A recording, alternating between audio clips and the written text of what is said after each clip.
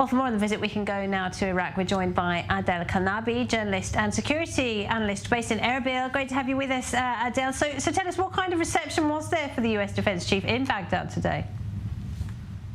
Well, thanks, Laura, for having me back.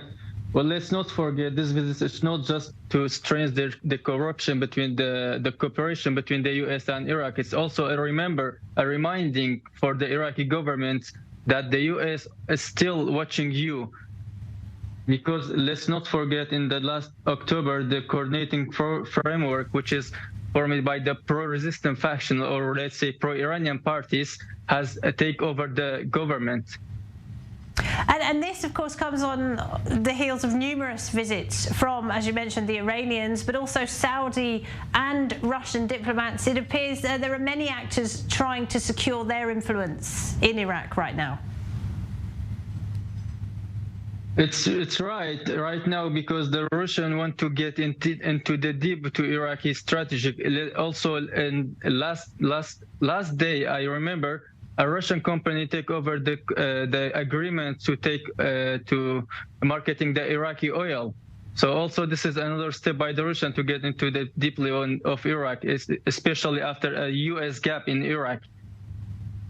Well, Lloyd Austin spoke about how the Americans had helped free the Iraqi people of the cruelty of Daesh. Is that how most people in Iraq see it? Well, if you get down into the street, they don't say like this, because they said we this down and we have sacrificed. They don't see the U.S. forces as their allies, because let's not forget, in 2003, the U.S. troops has killed too many civilians in Iraq in the invasion in 2003. So until now, the U.S., the Iraqi people have a revenge feel against the U.S. troops in Iraq. Right. So we are coming up to. They don't see them. Go ahead. Sorry, they don't see them as an angel that has come and make.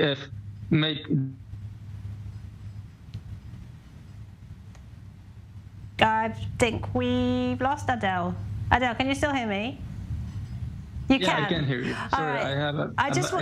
Yeah, I know the connection's not great, but we are coming up to that very important anniversary, aren't we? 20 years since the US-led invasion, which toppled Saddam Hussein and really led to 2 decades of chaos and violence in Iraq. I mean, how will most people be marking that anniversary? What will they be thinking about?